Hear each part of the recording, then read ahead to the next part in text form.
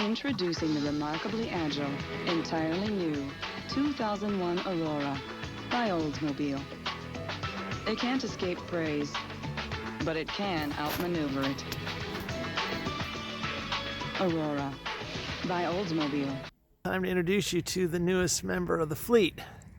It's a 2002 Oldsmobile Aurora 3.5. 3.5 referring to the fact that it's got a V6 version of Oldsmobile's version of the Cadillac North Star. You can Google that or wiki that and get some explanation. So I was searching for a Sunday go to meeting car, a car that I could comfortably take my lovely wife and maybe a couple of friends or a couple of family members to someplace nice. And while we have the Mustang and the Challenger, neither of those is good for passengers in the back. So I started my hunt. My criteria was initially, my criteria was 4 doors and plenty of headroom in the back for passengers, and either front wheel or 4-wheel drive so that we could take it up to our friend's mountain house in the winter, and less than 100,000 miles, and looking for less than $10,000. So found this one on Craigslist in Harrisburg, Pennsylvania, and was able to talk him down to $5,000. Actually, I think it was $5,500 when all is said and done. So, as you may have seen as I was going through the release is here somewhere.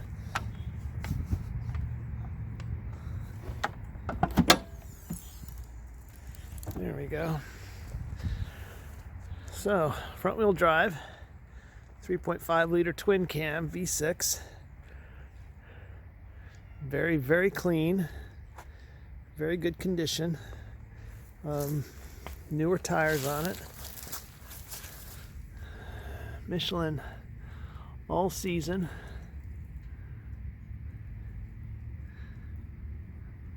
And nice wheels. Disc brakes all around. Really good condition interior, other than headliner droop. Yeah, I've already ordered replacement material for that. Some wear on the leather of the seats, more on the other side than on this side. When I got it, this door panel was loose. I just had to get a couple of clips, which were easy to source from a pick and pull. Some weird scrapes on this side. But I've already got the touch-up paint that matches. We're just looking for something presentable. But as far as everything working, it does, other than a couple of issues that I'll be addressing this weekend. And that is that the mode selection for the HVAC that will not select the center ducts outlets. Floor is fine, defrost goes to fine, but not the center selection. And the other issue is that the blend actuator or blend door. Hopefully it's the actuator, because I bought a replacement for that. For the temperature on the driver's side, does not want to change from cold. This has got a dual climate control, and it blows warm on the passenger side and it blows warm in the rear. It does not blow warm on the driver's legs, and that's not comfortable. So it came down to, when I was looking, kind of settled on either the Pontiac Bonneville of this same era, the early 2000s, or this Aurora. And I just ended up liking the interior of the Aurora a little bit better, and the fact that I found this one in such good condition for such a good price. I'd looked at a Bonneville that was in equally good condition, but it was priced at over twice what I ended up paying for this one, and it actually had a few more miles on it than this one did. So in the end, real happy with the deal I got. Now it had, no, I guess it did have the 3800, so this is basically the same engine, but it's got enough oomph to tow with. I can get a Class 2 hitch, and I plan on getting one of those for a couple of reasons. It's going to replace the Mustang in terms of the car that takes the bike racks, and the car that if I need to go rescue a Corvair, I have something with a hitch on it. So that is my Oldsmobile. Oh yeah, sunroof, quite nice. As I mentioned, the dual climate control. Both front seats are heated, and yeah, pretty happy with that.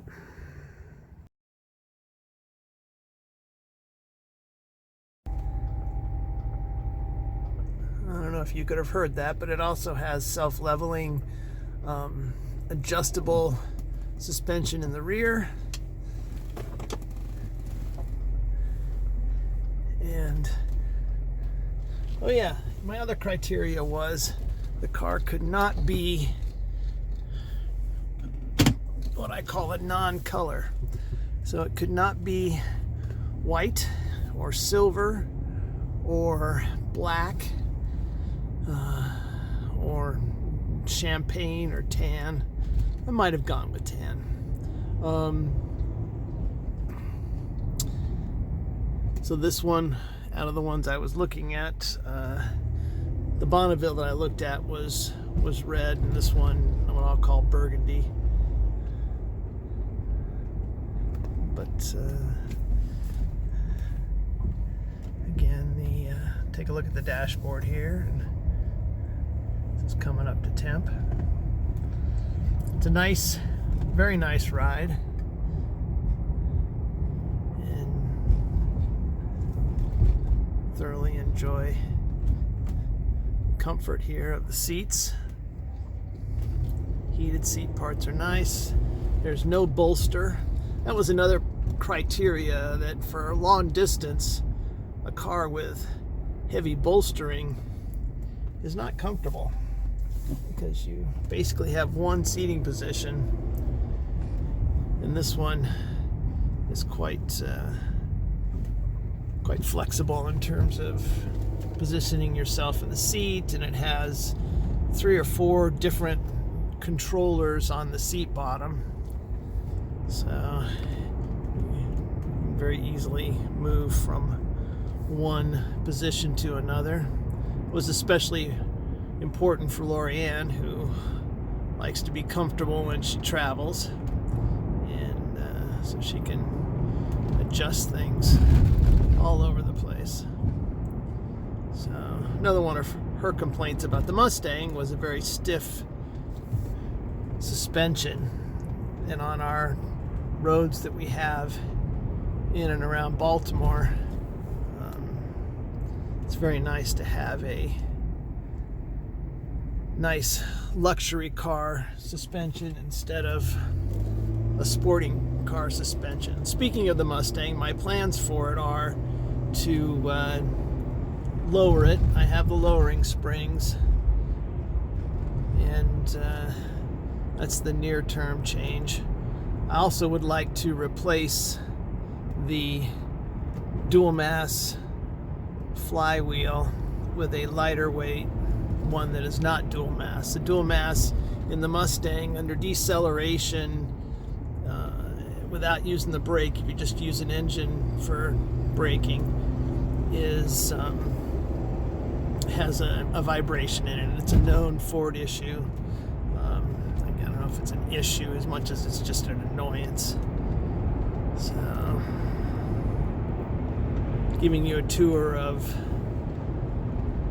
Franklin Town Road.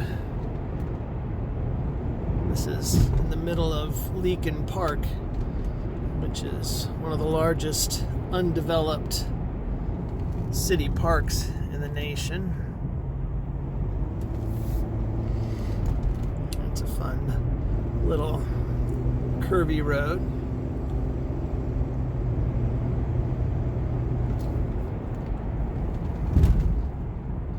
When I come back, I'll have to remember he's parked there. It's a beautiful late fall day.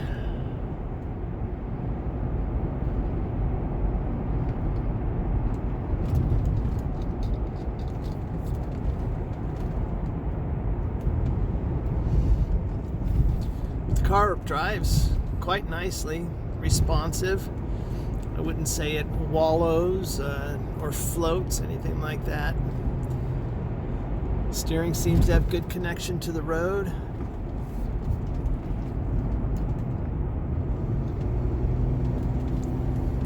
Engine is rather responsive. Brakes feel good.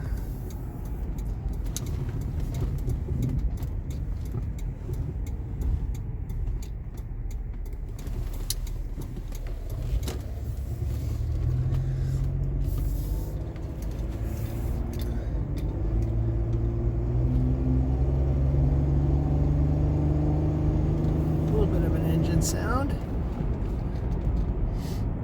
decent acceleration.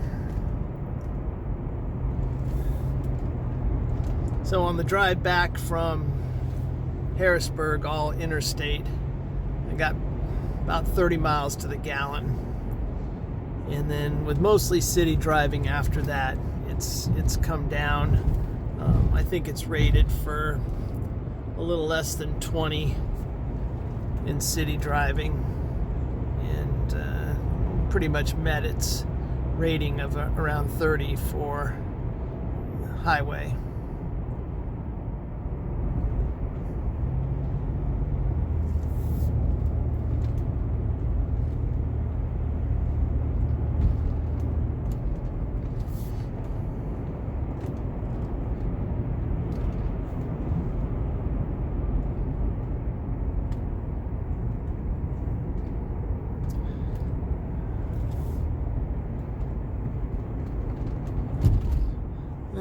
Yeah, comes with OnStart like GM products have for many, many years now.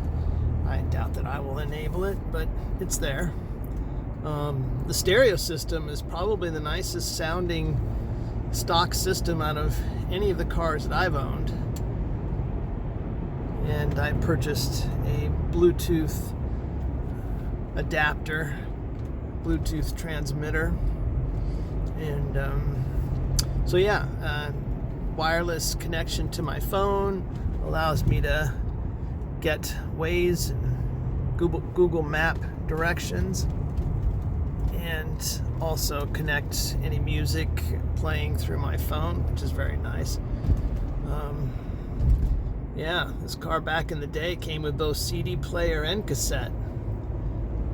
So pretty high end, I guess, for the audio portion. I'm trying to think of some other interesting facts about the car.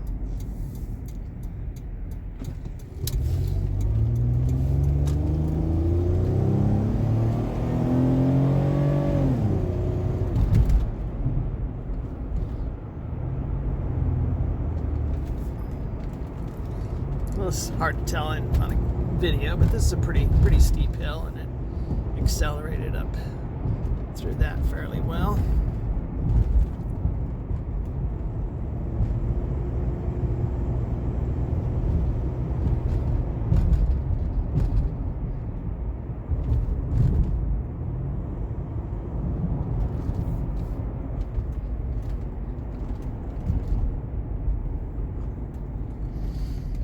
So like I mentioned, I've purchased new actuators. Got them on Amazon.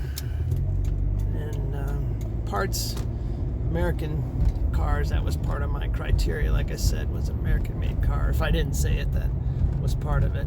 And a lot of that had to do with some of the British and German cars I was considering. Parts for them are just outrageously priced. In some cases very difficult to get quickly. So on Amazon had these two different actuators that I needed. I think I paid like $70 for both of them combined, and I got them in a couple of days. And I probably could have gotten some of these parts from auto parts stores as well. Certainly some of the more drivetrain related parts would be available through local auto parts. So this weekend I'll be back on the floor underneath the dash, and both of those parts will be accessed through this portion of the floor space underneath.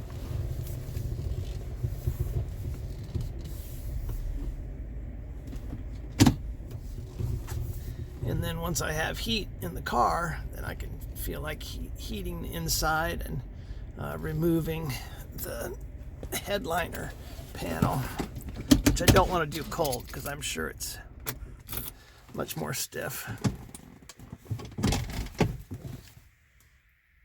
All right, so we're up in my attic office here, and I thought I'd relay another story about the Oldsmobile to add to this introduction video. So when Michaela and I went to check out the car at the dealership, one of the things we discovered was that the rear window switches did not cause the window to go up and down.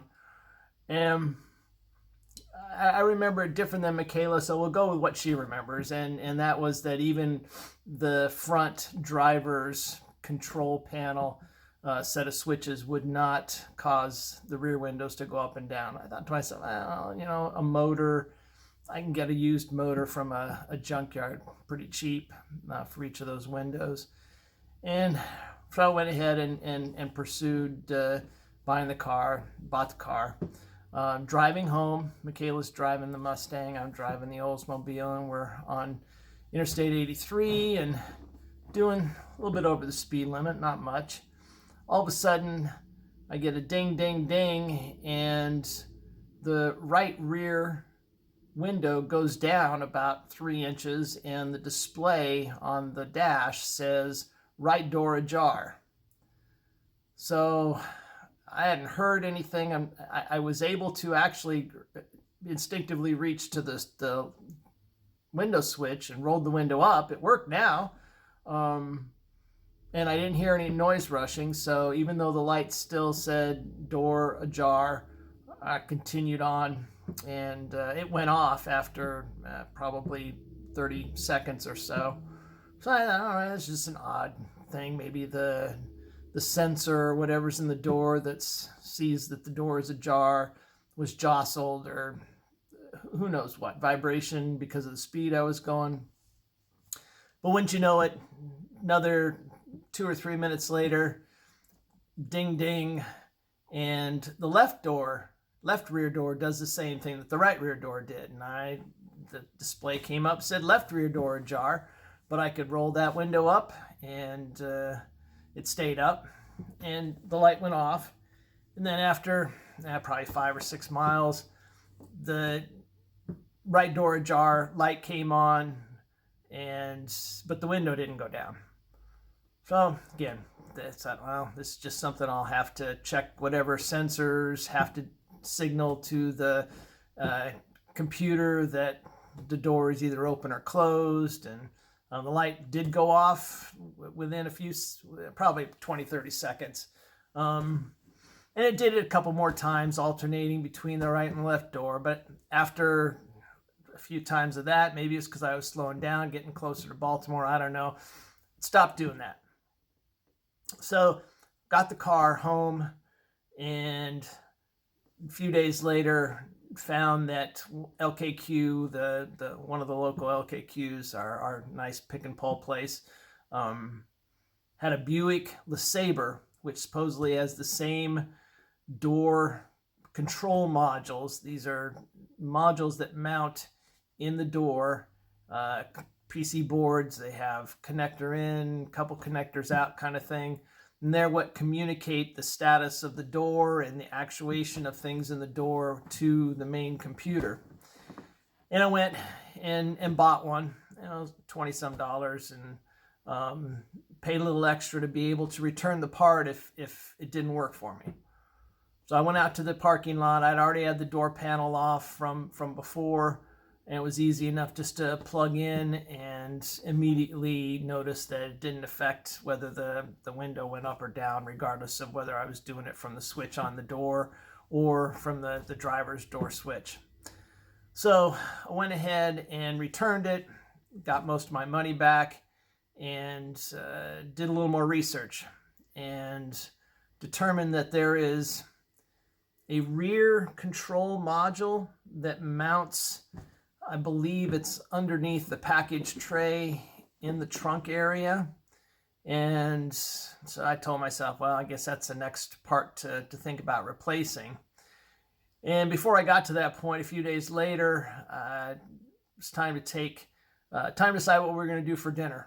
And Lorianne said she was looking for, said she'd like to have burgers. So we have a Abbey Burger Bistro.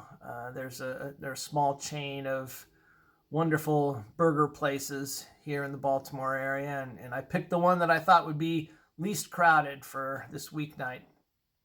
And we got in the Oldsmobile. It was her first chance to ride in the Oldsmobile, and it was a kind of a rainy, damp night. And we got to the bottom of the hill, heading in the direction of the restaurant, and it started to play these games. Ding, ding, interior light came on, message saying the right rear door is ajar, went off. A few blocks later, ding, ding, same thing. It repeated this off and on for most of the trip to the restaurant, because we were taking surface streets to stay off of the busy highways, because it was still rush hour. Needless to say, it was not a pleasant trip, especially for Lorianne on her first ride in the car. And her thought is, what piece of junk did you buy? And we got to the restaurant. The restaurant experience, long story short about that, was that it was not a good experience.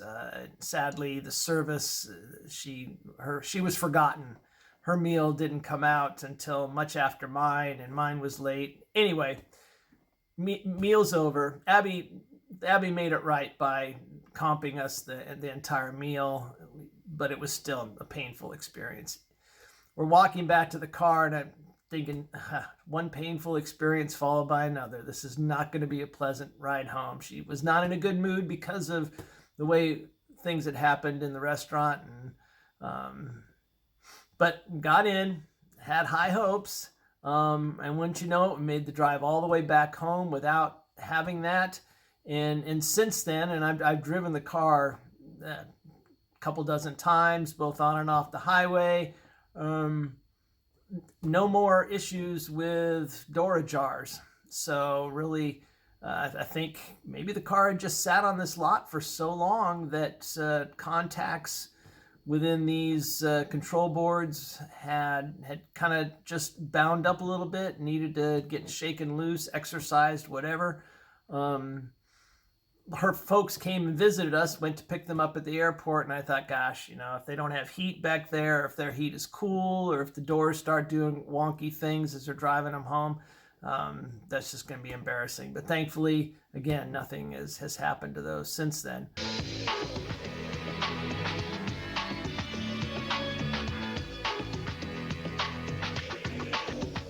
Introducing the remarkably agile, entirely new 2000